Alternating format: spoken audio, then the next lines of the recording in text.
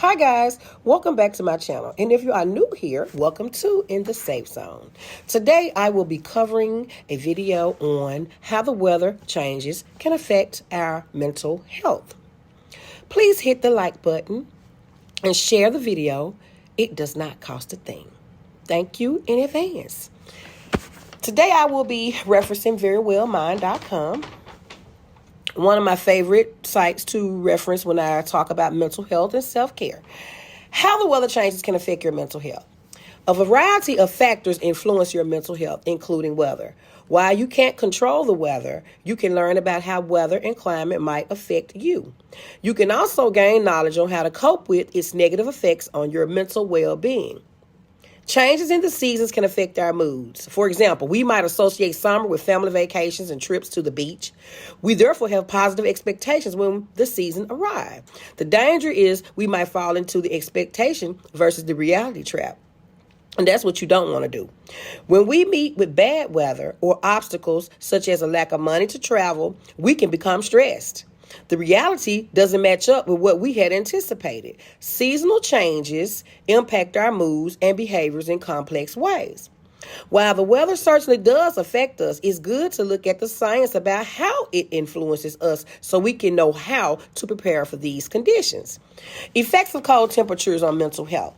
While you might associate cold temperatures with dangerous physical conditions like frostbite, hypothermia, cold temps, and it may make it easier to our mental health. A recent study called Temperature versus Mental Health evidenced from the spectrum of mental health. Higher temperatures, for example, was associated with an increase in emergency room visits for mental illness and also increased suicides. Seasonal affective disorder. You might have suffered from or know a friend who every year gets seasonal affective disorder. SAD, formerly known as major depressive disorder with a seasonal pattern. This is a form of depression that generally begins when the fall season starts and light diminishes. Seasonal affective disorder worsens in the winter and occurs again the same time every year. We all know people that go in these type of funks every year. Normally like around Christmas, normally like around Thanksgiving. It's always, it's seasonal. You may experience this, or you may know somebody else that's experienced this. It is important to note that seasonal affective disorder is due to lack of sunlight and the days getting shorter. While it occurs during fall and winter seasons, it's not due to the cold temperatures. According to the Cleveland Clinic, about 75% of those who get seasonal affective disorder are women. Seasonal affective disorder begins early on, too, usually during your young adulthood. It throws off your sleep and darkens your moods. The milder version is known as simply the winter blues. I know you done heard of that, the winter blues. While feeling cooped up and having to be indoors or down because your activities are now curtailed, seasonal affective disorder is a real thing. Although the exact cause is unknown, there are several biological factors that are thought to contribute to including disruption to our circadian rhythm. I've talked about that before in previous videos. Overproduction of melatonin, lack of serotonin, which is the feel-good neurotransmitter, and not enough vitamin D. Sunlight.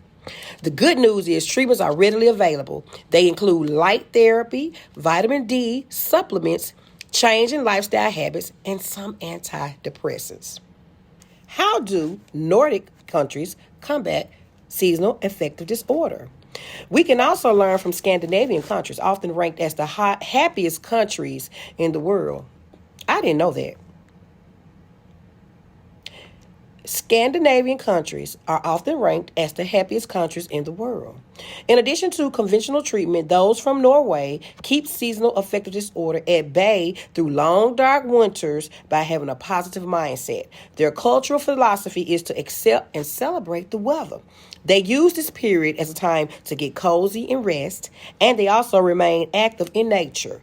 Those living in the Nordic nations stay content and grateful. Their mindset becomes valuable as darkness prevails. Effects of warm temperatures on mental health. This is the warm temperatures. This is like what we deal with. Saying this out. Weather affects our moods, temperaments, depression, and outlook. It can also affect people's personalities. While mildly warm temperatures might be pleasant, soaring hot temperatures can cause people to become aggressive, aggression, and violence. If someone in your family is more prone to losing their temper during terribly hot days, there's a science behind that.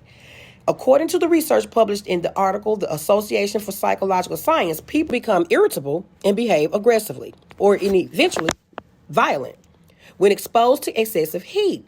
In fact, even controlling for factors like age, race, and poverty, these cities in warm regions tend to experience more violent crimes than those located in cooler regions. One study was conducted to analyze the link between weather and daily shootings in Chicago from 2012 to 2016. Researchers found a definite correlation between crime and higher temperatures. Which this just really means that if it's hot and too hot outside, then people tend to act up, commit crimes, these types of things. Shootings were more likely to occur on warm days, especially during weekends and holidays, while people were outside. When the temperature rose 10 degrees higher than average, researchers found a 33.8% higher rate of shootings. That tells me that weather definitely has an impact on our mental health. Impact of extreme weather events. Everyday weather, whether it be rain, snow, or abundant sunshine, it directly affects our lives. Extreme weather in the form of tornadoes, massive flooding, and hurricanes, for example, also directly has an influence on us. But we must remember to pay attention to the indirect effects too. People are concerned about climate change. Are you? I know I am. Scientists have recently discovered the indirect consequences from extreme weather and changes in the climate.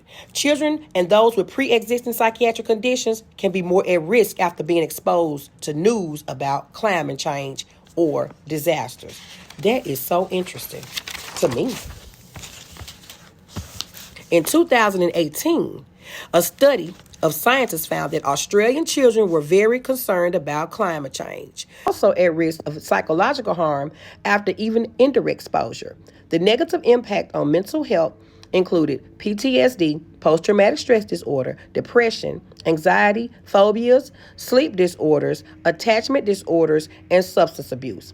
In another study, which was the first large-scale investigation of its kind on climate anxiety in children and young people globally, scientists also found a negative impact of indirect exposure. This study surveyed 10,000 children and young people in 10 countries. Participants were 16 to 25 years old. About 59% were very or extremely worried, while 84% were moderately worried about climate change. More than half reported feeling sad, anxious, angry, powerless, helpless, and guilty. Almost half of the respondents reported these feelings about climate change negatively impacted their functioning in daily living. Additionally, 75% said they think the future is frightening. 75% said they think the future is frightening. How to cope with weather and climate change. This is a good section. As people grapple with the impact of extreme weather and climate change on mental health, a new word has come into our lexicon: eco-anxiety.